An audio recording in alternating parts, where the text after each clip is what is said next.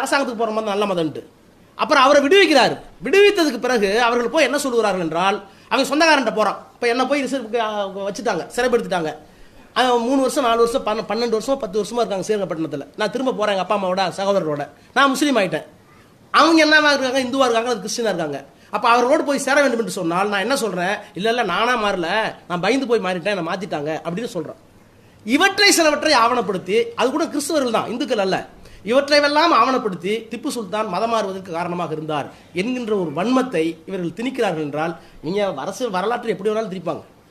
அதாவது சுதந்திர போராட்டத்துக்கு முஸ்லீம்கள்லாம் எதிரிகள், தேச உணர்வு எங்களுக்கு வரதில்லாம்பாங்க. நான் தான் அடிக்கடி சொல்லுவேன், 1946 கிரிப்ஸ் முடிவு பண்ணிட்டார். கிளமண்ட் அட்லி பிரதமர், இங்கிலாந்தினுடைய பிரதமர் கிளமண்ட் அட்லி 1946 ஒரு முடிவு பண்ணிட்டார். நாடாளுமன்றம் முடிவெடுத்து விட்டது, இனிமேலும் இந்தியாவிற்கு சுதந்திரம் தராமல் நம்மால் இருக்க இயலாது, போராட்டம் உச்சகட்டத்தை எட்டி விட்டது, அந்த சூழ்நிலை நாம் அடைந்து விட்டோம்.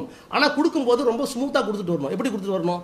ஜின்னா பாகிஸ்தான் கேட்கிறார், காந்தி பாகிஸ்தான் வேணான்றார். எப்படி கொடுக்கிறது என்கின்ற வினா வந்தபோது கிரிப்ஸ் தலைமையில், லார்டு கிரிப்ஸ் என்ற ஒரு பிரபு கிரிப்ஸ் என்ற ஒரு தலைமையில் ஒரு குழு வந்துச்சு. அதுக்கு பேர் கிரிப்ஸ் குழுனே பேர், படிச்சிருப்பாங்கலாம். அவங்க எல்லாம் ஊரெல்லாம் சுத்தி பார்க்குறாங்க, எல்லாத்தையும் பேசுறாங்க. அரசியல் ரீதியாக பொலிட்டிக்கலி ரெகனைஸ்டு பார்ட்டி 3 பார்ட்டியை கூப்பிடுறாங்க, 3 ரெப்ரசன்டேஷன் கூப்பிடுறாங்க. காங்கிரஸ் சார்பாக யாராச்சும் வாங்க, நம்ம என்ன பண்ணலாம், எப்படி சுதந்திரம் கொடுக்கலாம். முஸ்லீம் சார்பாக ஒருத்த வாங்க, முஸ்லீம் லீக் சார்பாக. இந்த 542 சிறு சிறு என்ன சொல்றது சமஸ்தானங்கள், அந்த சமஸ்தானங்களுக்கு ஒரு சங்க தலைவர் இருக்கார், அவருடைய பிரதி 3 பேர் வாங்க. இந்த 3 பேர்த்தையும் நாங்கள் கேட்டுட்டு கடைசியாக முடிவு பண்றோங்கிறாங்க.